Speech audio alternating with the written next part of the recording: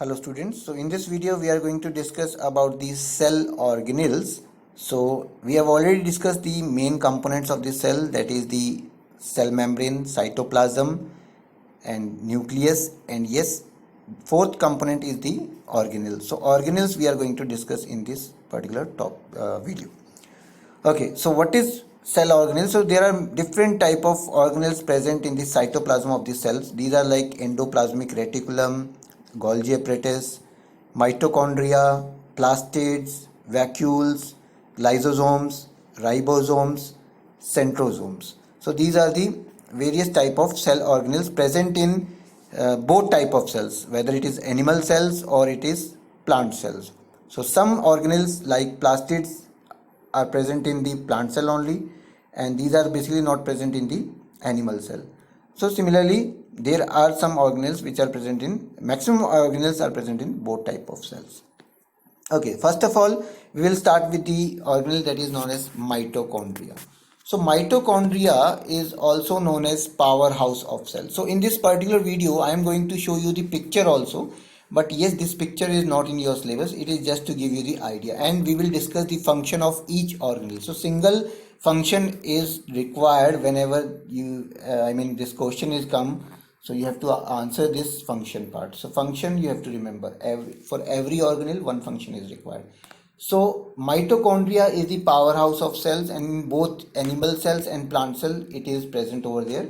So you can see this is the structure of mitochondria which is present in the cell. So this is the broad structure of the mitochondria. So this whole is mitochondria, and it is double membrane structure. So its basic function is to produce the energy for the cell. So what you have to write is the function is the provide energy for various metabolic functions of the cell. So this is the main function. Now there is the second organelle that is known as plastid.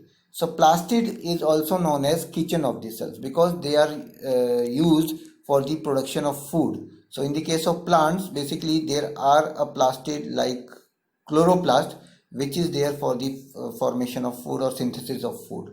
So remember, plastids are also oval and spherical in shape. It may be discoidal shape, and it is of three types. Plastids are of three types. So one is chloroplast, second is chromoplast, and third is leucoplast. So chloroplast is having green color, that is because of chlorophyll pigment.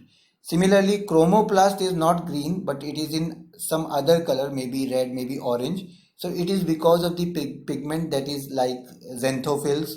So it is basically present in the flower of the plant, chromoplast. And third is the leucoplast. Leucoplast is the colorless plastid, or it may be white in color. So these plastids are basically colorless because there is no pigment like chlorophyll or xanthophyll present in this plastid, that is leucoplast. And it is basically used to store the food material like starch, like carbohydrate, like protein, like fats, leucoplast. So these are the three plastids which are present in only in plant cell, not in animal cell.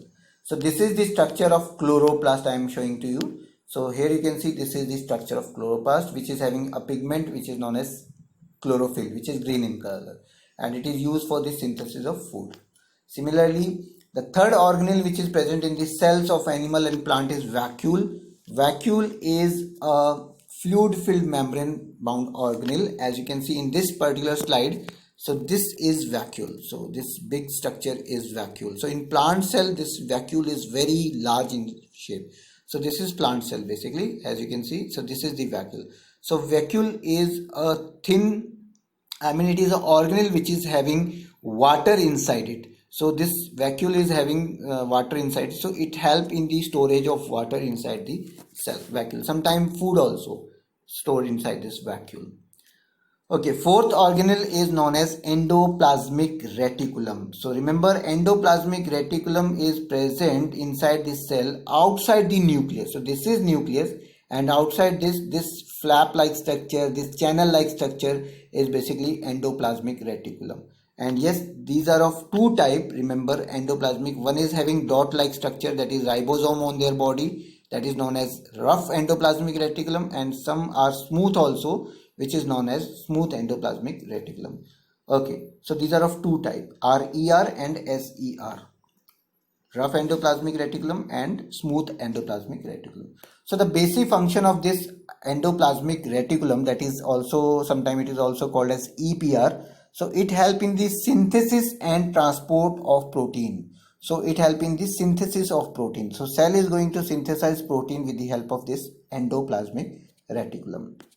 Now the next is the Golgi apparatus. Golgi apparatus is basically, again, it is a part of endoplasmic reticulum. So it is, again, you can see flap like structure, and its main function is to secrete enzyme into the cell. So it helps in the secretion of enzyme into the cell. So this is the main function of the Golgi apparatus.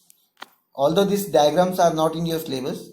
Okay, lysosomes. So lysosomes are also known as suicidal bags. These are small cells, granular structure present inside the cell, and their main function is to destroy the old cell structure. So sometimes the cell organelles become old, so that has been done with the help of lysosomes. So lysosomes are having some chemical or enzyme into their body, which is going to be used for the destruction or digestion of these used up organelles. Okay. Similarly, one structure, that is ribosome, that is again granular structure which is present on the endoplasmic reticulum. Ribosome is present, and its main function is, again, with the help of endoplasmic reticulum they are going to synthesize protein. And yes, the last structure is known as centrosome. So centrosome, it is present in pair. So single centrosome is known as centriole. So that means in every cell of animal, remember, in animal cell this centrosome is present. In plant cell no centrosome is present. So centrosome is present in pair, that is known as pair of centrioles, and its main function is to help in the cell division. So they help in the cell division. So these are the various organelles present inside the cells. Now we are going to talk about the type of cells. So plant cell and animal cell are the two type of cell which is present. Yes, there are some difference between the plant cell and the animal cell, as you can see in this diagram also. This is the picture given in your book also. So plant cells are comparatively large in shape and size as compared to the animal cells. So animal cells are small in size. So first difference you have to write is this one. Second is cell wall is present in the plant cell. So remember, I have already told you cell wall is present in this plant cell, but in the case of animal cell, cell wall is absent and cell membrane present in both. Remember this point. Okay, third point is the vacuole shape. You can see this is the vacuole which is large in size, and here the vacuole is small in size. So this is the basic difference between these two. So you have to remember these points between plant cell and animal cell. If we talk about plastids, I have already told you in plant cells plastids like chloroplast, chromoplast is present, but here it is absent. So that is the main difference between the plant and animal cell. And yes, the last point is centrosome, which is absent in this structure, but here the centrosomes are present. And yes, centrosome main function is the cell division. So this is all about the type of cell. Now the last topic of this chapter is again cell division. Okay, so now what is cell division and why this cell divides? So cell division is the process by which parent cell divides into the two or more daughter cells. So parent cells is going to divide into the two or more daughter cells. So why this cell division is required? Why this cell divides basically? So cell divides to grow into large number. So first is to increase their number. So cell increase their number. They want to replace and repair. So sometimes injury happens. So to replace that injury, to repair that part, cell division is required. And yes, division is also required for the reproduction also. So formation of gamete is also because of cell division. So remember this thing.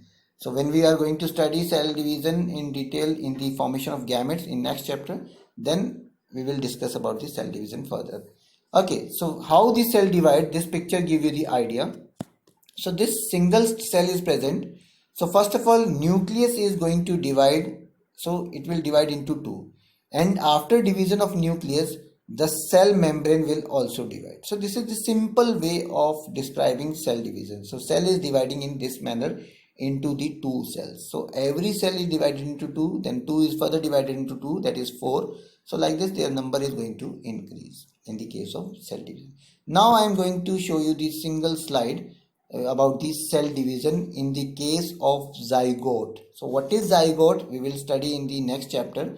Basically it is the fusion of gametes, male gametes and female gametes. When they fuse, so they form the zygote, and that zygote further develop into the embryo. So here you can see this is the cell, that is zygote, which is fusion of female and male gamete, and it's divide into two. So this is the cell division. Again you can see, so zygote, after some time we will see this is going to divide into two, and two will divide into the four. Like this division will continue. So you can see, so this is the division. Okay, about this chapter. So thank you very much.